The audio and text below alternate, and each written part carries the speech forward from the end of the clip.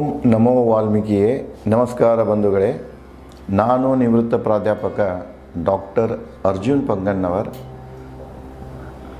ಹೇ ಸೀತಾರಾಮ್ ವಾಹಿನಿಯ ವಾಲ್ಮೀಕಿ ರಾಮಾಯಣ ಅಂದು ಇಂದು ಚಿಂತನ ಕಾರ್ಯಕ್ರಮದ 353ನೇ ಸಂಚಿಕೆಗೆ ತಮ್ಮೆಲ್ಲರಿಗೂ ಸ್ವಾಗತ.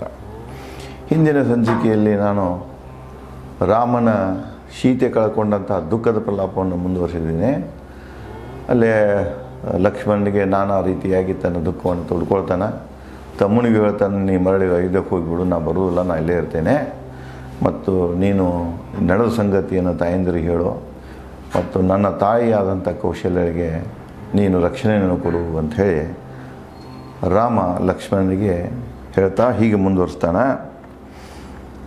ರಾಜ್ಯ ತಂದೆ ಕಳೆದುಕೊಂಡೆ, ಜನನಿಯಿಂದ ದೂರಾದೆ, ವೇಗದಿ ದುಃಖ ಪಡಿಸುತ್ತಿವೆ ಓ ಲಕ್ಷ್ಮಣ. ದುಃಖ ಯಾವ್ಯಾವ ಬಂದಿವೆ ಅಂದರೆ, ಒಂದು ಅಯೋಧ್ಯ ಕಳ್ಕೊಂಡೆ, ಎರಡನೇದ್ದು ತಂದೆನ ಕಳ್ಕೊಂಡೆ, ಮೂರನೇದ್ದು ಜನನಿಯಿಂದ ದೂರಾದೆ, ತಾಯಿಯಿಂದ ದೂರಾದೆ. ಇವೆಲ್ಲ ಒಂದರ ನಂತರ ಒಂದು ದುಃಖ ಅತಿ ವೇಗದಿಂದ ಅಪ್ಪಳಿಸ್ತಾ ಇವೆ ಓ ಲಕ್ಷ್ಮಣ ನನ್ನ ಮೇಲೆ ಅಂತ ಹೇಳ್ತಾನೆ. ಎಲ್ಲ ಕಳೆದುಕೊಂಡು ಅರಣ್ಯದಲ್ಲಿ ಸೀತೆಯೊಂದಿಗೆ ಇದ್ದೆ ನೆಮ್ಮದಿಯಲ್ಲಿ. ಇಷ್ಟೆಲ್ಲ ನನ್ನ ಬದುಕಿನಾಗ ದುಃಖಗಳು ಅಪ್ಪಳಿಸಿದರೂ ಕೂಡ ನಾನು ಸೀತೆ ನನ್ನೊಂದಿಗೆ ಇದ್ದಿದ್ದರಿಂದ ಇವನ್ನೆಲ್ಲ ಮರೆತಿದ್ದೆ. ಸೀತೆಯೊಂದಿಗೆ ನೆಮ್ಮದಿಯಿಂದ ಕಾಲವನ್ನು ನಾನು ಕಳೀತಾ ಇದ್ದೆ. ಇಂದು ಅವಳನ್ನು ಕಳೆದುಕೊಂಡೆ, ಅವ್ರನ್ನೆಲ್ಲ ಕಳ್ಕೊಂಡು ಸೀತೆ ನೋಡಿಕೊಂಡು ಬದುಕಿದ್ದೆ. ನಾನು ಯಾರನ್ನು ನೋಡ್ಕೊಂಡು ನಾನು ಬದುಕ್ತಾ ಇದ್ದೆ, ಇವತ್ತು ಅವರೇ ನನ್ನ ಕಣ್ಣು ಮುಂದಿಲ್ಲ, ಅವ್ರನ್ನೂ ಕಳ್ಕೊಂಡು ಬಿಟ್ಟೆ. ಇದೆಂಥ ದುಃಖ ನನಗೆ ಅಂತ ಹೇಳ್ತಾನೆ. ಸಭ್ಯ ಸೀತೆಯನ್ನು ಅಪಹರಿಸಬೇಕು ರಾಕ್ಷಸರು. ಮತ್ತು ಸಂದೇಹ, ನಾವಿಲ್ಲದಾಗ ಯಾರೋ ರಾಕ್ಷಸರು ಆಕೆಯನ್ನು ಅಪಹರಿಸ್ಕೊಂಡು ಹೋಗಿರಬೇಕು ರಾಕ್ಷಸರು. ಮೃದು ಸ್ವರದ ಸೀತೆ ಕಿರುಚಿರಬೇಕು ರಾಕ್ಷಸರಿಂದ ಸಾಕಷ್ಟು ನೊಂದು.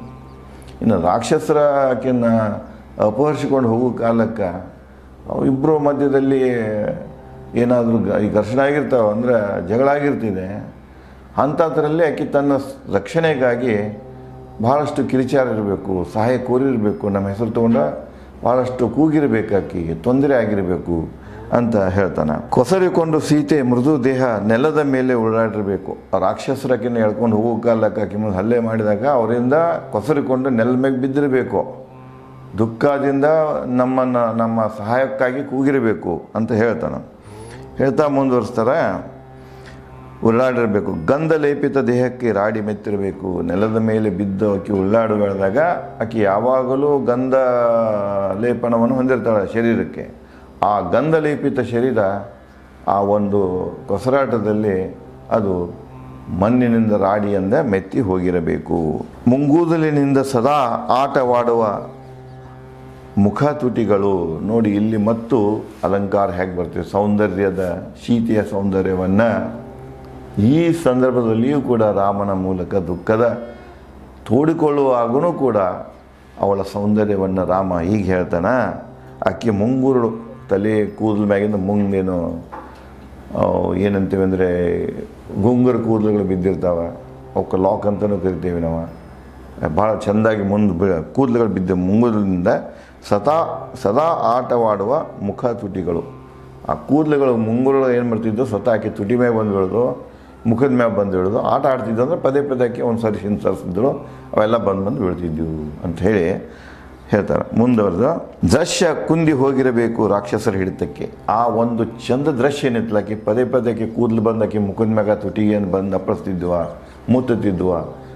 ಅದು ಈಗೇನು ಕಿರ್ಚಾಟ್ನಾಗ ಅವರ ಎಳೆದಾಟ್ನಾಗ ಏನಾಗಿರಬೇಕು, ಆ ದೃಶ್ಯ ಹೋಗಿಬಿಟ್ಟಿರಬೇಕು. ಆ ಸೌಂದರ್ಯ, ಆ ಒಂದು ಆನಂದ ಆಕೆ ಮುಖದ ಮೇಲೆ ಇರಲಿಕ್ಕಿಲ್ಲ ಅಂತ ಹೇಳ್ತಾರೆ. ನೋಡಿರಿ ಕವಿ ಭಾವನೆ ಹೇಗಿದೆ, ಕಾವ್ಯದ ಒಂದು ರಿಚ್ನೆಸ್, ಸಿರಿವಂತಿಕೆಯನ್ನು ನೋಡಿ. ವಾಲ್ಮೀಕಿಯವರು ತ್ರೇತಾಯುಗದಲ್ಲಿ ಯಾವ ರೀತಿಯಾಗಿ ಅಲಂಕಾರಗಳನ್ನು ಬಳಸಿ ಮನ ಮುಟ್ಟುವಂಥ ಈ ಶ್ಲೋಕಗಳ ಮೂಲಕ ಮಹಾಕಾವ್ಯವನ್ನು ಹರಿಬಿಟ್ಟಾರೆ. ಮುಂದುವರೆದು, ಹಾರದಿಂದ ತುಂಬಿದ ನನ್ನ ಪ್ರಿಯಳ ಕೊರಳು ರಾಕ್ಷಸರು ಕಚ್ಚಿ ರಕ್ತ ಕುಡಿಯಿರಬೇಕು. ಯಾವಾಗಲೂ ಆಕೆ ಅರಣ್ಯದಲ್ಲಿದ್ದಂಥ ಹೂಗಳನ್ನು, ಸುಗಂಧದ ಹೂಗಳನ್ನು, ಚಂದದ ಹೂಗಳನ್ನು ತಂದು ಹಾರ ಮಾಡಿಕೊಂಡು ಕೈಗೆ ಮತ್ತು ಕೊರಳಿಗೆ ಕಟ್ಕೊಟ್ಟಿದ್ದಳು ಅವಳು. ಅಲ್ಲಿ ನೋಡಿ ಹೇಗೆ ಹೇಳ್ತಾನೆ ರಾಮ, ಅಂಥ ಒಂದು ಸದಾ ಹೂವಿನ ಹಾರಿನಿಂದ ತುಂಬಿದಂಥ ಆಕಿ ಕೊರಡನ್ನು ರಾಕ್ಷಸರು ಕಚ್ಚಿ ಅವಳ ರಕ್ತವನ್ನು ಕುಡಿದಿರಬೇಕಂದ್ರೆ ರಾಕ್ಷಸರು ಕುತ್ತಿಗೆನವ ಹಾಕ್ತಾರೆ. ಹೆಂಗೆ ಕ್ರೂರ ಪ್ರಾಣಿಗಳು ಸಾಧು ಪ್ರಾಣಿಯನ್ನು ಹಿಡಿಬೇಕಾಗಿತ್ತಂದ್ರೆ ಮೊದಲು ಕುತ್ತಿಗೆನ ಗಂಟ್ಲಕನ ಹಾಕ್ತಾವ, ಗಂಟ್ಲದಾಗ ರಕ್ತ ಕುಡಿತಾವ, ಕುಡಿದು ಅಲ್ಲೇ ಉಸಿರುಗಟ್ಟಿ ಕೊಲ್ತಾವ. ಅದೇ ರೀತಿಯಾಗಿ ನನ್ನ ಸೀತೆಯ ರಕ್ತ ಕುಡಿಯೋದಕ್ಕಾಗಿಯೋ ಆ ಸದಾ ಹೂವಿನ ಹಾರಿನಿಂದ ಅಲಂಕೃತವಾದಂಥ ಆಕೆ ಕೊರಡನ್ನು ಕಚ್ಚಿರಬೇಕು, ಕಚ್ಚಿ ರಕ್ತವನ್ನು ಹರಿಸಿರಬೇಕು ಅಂತ ಹೇಳಿ ರಾಮ ದುಃಖಪಡ್ತಾನೆ. ನಾವಿಲ್ಲದ ಸಮಯ ನೋಡಿ ಅರಣ್ಯದಲ್ಲಿ ರಾಕ್ಷಸರು ಒಯ್ದರು ಸೀತೆಯನ್ನು ಪಾರಿವಾಳ ಹೊತ್ತೊಯ್ದ ಹದ್ದಿನಂತೆ. ಮತ್ತು ಇಲ್ಲಿನ ಉಪಮಾಲಂಕಾರ ಹೆಂಗೆ ಬಂತು ನೋಡಿ, ಯಾವ ರೀತಿ ಹದ್ದು ಪಾರಿವಾಳನ ನೋಡಿದ ತಕ್ಷಣ ಬಂದು ವೇಗದಿಂದ ಅಪ್ಪಳಿಸ್ಕೊಂಡು ಹಾರ್ಕೊಂಡು ಹೋಗ್ತಿದ್ದೆಲ್ಲ, ಅದೇ ರೀತಿಯಾಗಿ ನಾವಿಲ್ಲದ ಸಂದರ್ಭದಲ್ಲಿ ಸೀತೆಯನ್ನು ಈ ರಾಕ್ಷಸರು ಅಪಹರಿಸಿಕೊಂಡು ಹೋಗಿರಬೇಕು ಅಂತ ಹೇಳ್ತಾನೆ. ಓ ಲಕ್ಷ್ಮಣ, ನನ್ನ ಹತ್ತಿರ ಇದೇ ಕಲ್ಲು ಮೇಲೆ ಕುಳಿತು ಸೀತೆ ನಿನ್ನೊಂದಿಗೆ ಮಾತಾಡುತ್ತಿದ್ದಳು, ನಗುತ್ತಿದ್ದಳು. ಅದನ್ನ ಹೇಳ್ತಾನೆ. ಇಲ್ಲೇನು ನಿತ್ಯನ ಇದು ಬಾಜುಕೇನು ಕಲ್ಲಿದೆ, ಇದೇ ಕಲ್ಲದ ಮೇಲೆ ಸೀತೆ ಕೂತು ನಿನ್ನೊಂದಿಗೆ ಮಾತಾಡ್ತಿದ್ದಳು, ನಿನ್ನೊಂದಿಗೆ ನಗ್ತಿದ್ದಳಕ್ಕೆ ಸೀತೆ. ಆ ಕಲ್ಲನ್ನು ತೋರಿಸಿ ಹೇಳ್ತಾನೆ ನಾವು. ನದಿಗಳಲ್ಲಿ ಗೋದಾವರಿ ಇಷ್ಟ ಸೀತೆಗೆ. ನಾವು ಎಷ್ಟು ನದಿಗಳನ್ನು ನೋಡ್ಕೊ, ಅಯೋಧ್ಯದಿಂದ ಇಲ್ಲಿ ತನಕ ಏನು ಬಂದು ಎಷ್ಟು ನದಿಗಳನ್ನು ನಾವು ನೋಡಿದ್ದೇವೆ. ಆ ನದಿಗಳಲ್ಲೇ ಆಕೆಗೆ ಹೆಚ್ಚು ಮೆಚ್ಚುಗೆ ಆದಂಥ ನದಿ ಅಂದರೆ ಗೋದಾವರಿ. ಇಷ್ಟೇ ಅಲ್ಲ, ಇವತ್ತಾಡೋ ನಾವು ಗಂಗಾ, ನಾರಾಯಣಿ ನದಿ ಅಂದರೆ ಗಂಡಕಿ ನದಿನೂ ಅದು ಪವಿತ್ರ ನದಿ, ದೊಡ್ಡ ನದಿ ಅದು. ಮುಂದೆ ಗಂಗಾ ಬರ್ತಿದೆ, ಸಿಂಧು ಬರ್ತಿದೆ, ಬ್ರಹ್ಮಪುತ್ರ ಬರ್ತಿದೆ. ಈ ಕಡೆ ಸಿಂಧು ತೊಗೊಂಡು ನಂತರ ಬರೆದು ನರ್ಮದಾ ಬರ್ತಿದೆ, ಯಮುನಾ, ನರ್ಮದಾ, ಗೋದಾವರಿ. ಇಷ್ಟೆಲ್ಲ ನದಿಗಳದ ಅವರಿಗೆ ಪರಿಚಯ ಇರ್ತದೆ. ಈ ಎಲ್ಲ ನದಿಗಳಲ್ಲಿನೂ ಅವರಿಗೆ ಸೀತೆಗೆ ಮೆಚ್ಚುಗೆ ಆದಂಥ ನದಿ ಯಾವುದಂದರೆ ಗೋದಾವರಿ. ಗೋದಾವರಿ ನದಿ ಎರಡೂ ದಡದ ಮೇಲೆ ಹೆಚ್ಚಾಗಿ ಶಿವನ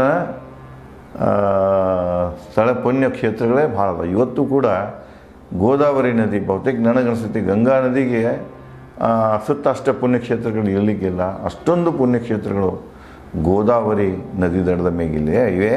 ಮತ್ತು ಗೋದಾವರಿ ನದಿ ಜೊತೆಗೆ ನಮ್ಮ ಭಾರತದ ಸಂಸ್ಕೃತಿಯೂ ಕೂಡ, ಅದರೊಂದಿಗೆ ನಮ್ಮ ಪರಂಪರೆ ಕೂಡ, ನಮ್ಮ ಸಂಪ್ರದಾಯ ಕೂಡ ಹಾಸುಹೊಕ್ಕಾಗಿದೆ. ಅದು ಒಂದು ನಮ್ಮ ಸಂಪ್ರದಾಯದ, ಹಿಂದೂ ಸಂಪ್ರದಾಯದ ಒಂದು ಭಾಗವಾಗಿ ಕಂಡು ಬರ್ತಿದೆ ಗೋದಾವರಿ ನದಿ. ಅದಕ್ಕೆ ಹೇಳ್ತಾನೆ, ಅವಳು ಕಂಡಂತಹ ನದಿಗಳಲ್ಲಿ ಅವಳಿಗೆ ಮೆಚ್ಚಿನ ನದಿ ಯಾವುದಂದ್ರೆ ಗೋದಾವರಿ ನದಿ.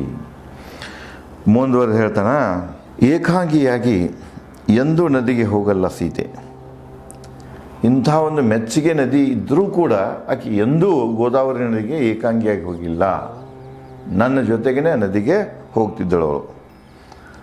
ಪದ್ಮಾಕ್ಷಿ ಪದ್ಮಮುಖಿ ಸೀತೆಗೆ ಪದ್ಮಳೆಂದರೆ ಇಷ್ಟ. ನೋಡಿ ಎಷ್ಟು ಕಾವ್ಯದ ಒಂದು ಇದಿದೆ, ಪದಗಳನ್ನು ಯಾವ ರೀತಿಯಾಗಿ ಕುಣಿಸರವರು. ಪದ್ಮಾಕ್ಷಿ ಆಕೆ ಕಣ್ಣು ಹೇಗಿದ್ದು ಅಂದರೆ ಕಮಲದಂಗಿದ್ದು, ಪದ್ಮಮುಖಿ ಮುಖ ಸಹಿತ ಕಮಲದಂಗಿತ್ತು. ಸೀತೆಗೆ ಪದ್ಮಗಳೆಂದರೆ ಅಂತಹ ಸೀತೆಗೆ, ಪದ್ಮಮುಖಿ ಸೀತೆಗೆ, ಪದ್ಮದಂಥ ಕಮಲದಂಥ ಮುಖ ಸೀತೆಗೆ, ಕಮಲದಂಥ ಕಣ್ಣಿನ ಸೀತೆಗೆ ಕಮಲಗಳೆಂದರೆ ಬಹಳ ಇಷ್ಟ ಅಂತ ರಾಮ ಲಕ್ಷ್ಮಣನಿಗೆ ಹೇಳ್ತಾನೆ. ನಾನಿಲ್ಲದೆ ಎಂದು ಪದ್ಮಗಳನ್ನು ತರಲು ಹೋಗುತ್ತಿರಲಿಲ್ಲ. ಆಕೆ ಅಲ್ಲಿಯ ಕಮಲ ಹೂಗಳನ್ನು ತರಬೇಕಾಗಿತ್ತಂದರೆ ಒಬ್ಬಳೇ ಹೋಗಿ ಎಂದೂ ತಂದಿಲ್ಲ, ನನ್ನ ಜೊತೆ ಕರ್ಕೊಂಡು ಹೋಗಿಯೇ ಕಮಲದ ಹೂಗಳನ್ನು ತರ್ತಿದ್ದಳು. ಓ ಸೂರ್ಯನೇ, ಜಗತ್ತಿನ ಎಲ್ಲ ಕೃತ್ಯಗಳನ್ನು ಬಲ್ಲೆ. ನೋಡಿ, it is the great philosophy. ಇದು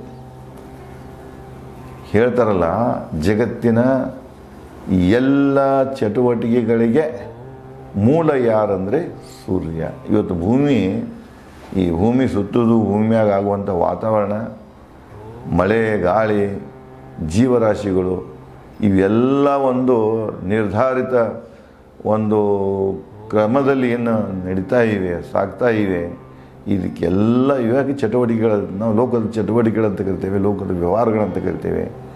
ಈ ಎಲ್ಲ ಚಟುವಟಿಕೆಗಳಿಗೆ, ವ್ಯವಹಾರಗಳಿಗೆ ಮೂಲ ಯಾವುದಂದರೆ ಆ ಸೂರ್ಯ. ಅದಕ್ಕೆ ನೋಡಿ, ಅವನು ಎರಡು ಹೇಳಿಬಿಡ್ತಾನೆ. ನೋಡಿ, ಸೂರ್ಯನೇ ಈ ಎಲ್ಲ ದಿನನಿತ್ಯದ ಚಟುವಟಿಕೆ ಲೋಕವ್ಯವಹಾರಕ್ಕೆ ಕಾರಣ ಅಂತ ಹೇಳ್ತಾನೆ. ಸೀತೆ ಎಲ್ಲಿರುವವರು, ಯಾರು ಕದ್ದಿರುವರು ನನಗೆ ತಿಳಿಸು. ಆ ಸೂರ್ಯನಲ್ಲಿ ಕೇಳ್ತಾನೆ ನಾವು, ಎಲ್ಲದು ಚಟುವಟಿಕೆಗಳಿಗೆ ನೀನೇ ಕಾರಣ ಇದೆಯಪ್ಪ, ಎಲ್ಲನೂ ನಿನ್ನಂತೂ ಬಿಟ್ಟು ಯಾರೂ ತಪ್ಪಿಸ್ಕೊಳ್ಳೋಕೆ ಸಾಧ್ಯ ಇಲ್ಲ. ಯಾವ ಮೂಲೆಯಲ್ಲಿ ಎಲ್ಲಿ ಯಾವ ಭೂಮಿಯಲ್ಲಿ ಕೂತ್ರು ಸಹಿತ ನೀ ಎಲ್ಲನೂ ನೋಡ್ತಿರ್ತೀಯ. ನೋಡಿ ಅವರು ಕವಿದೊಂದು ಕಲ್ಪನೆ ಆಗಿದೆ ನೋಡಿ. ಅದಕ್ಕೆ ನನ್ನ ಸೀತೆಯನ್ನು ಅಪಹರಿಸ್ಕೊಂಡು ಹೋಗುವುದನ್ನು ನೀನು ನೋಡಿದೀಯಾ, ನೀ ಹಗಲಿನ ತೊಗೊಂಡು ಹೋಗೋ ಹೇಳಿದಾಗ ನೀ ಇದ್ದಿ ಆಕಾಶದಲ್ಲಿ, ನೀ ನೋಡಿದೀಯಾ. ಅದಕ್ಕೆ ಅವ ಸೂರ್ಯನನ್ನು ಪ್ರಾರ್ಥನೆ ಮಾಡ್ತಾನೆ, ಕೇಳ್ಕೊಳ್ತಾನೆ, ನನ್ನ ಸೀತೆಯಲ್ಲಿದ್ದಾಳೆ, ಯಾರು ಕದ್ದರು ನನಗೆ ತಿಳಿಸು ಅಂತ ಹೇಳಿ ಸೂರ್ಯನಲ್ಲಿ ಪರಿಪರಿಯಾಗಿ ರಾಮ ಬೇಡಿಕೊಳ್ತಾನೆ. ಇದೇ ರೀತಿಯಾಗಿ ಅವ ತನ್ನ ಪ್ರಲಾಪವನ್ನು ಹೇಗೆ ಮುಂದುವರಿಸ್ತಾನೆ ಅನ್ನೋದನ್ನು ನಾನು ತಮಗೆ ಮುಂದಿನ ಸಂಚಿಕೆಯಲ್ಲಿ ಹಂಚಿಕೊಳ್ಳುತ್ತೇನೆ. ಧನ್ಯವಾದಗಳು.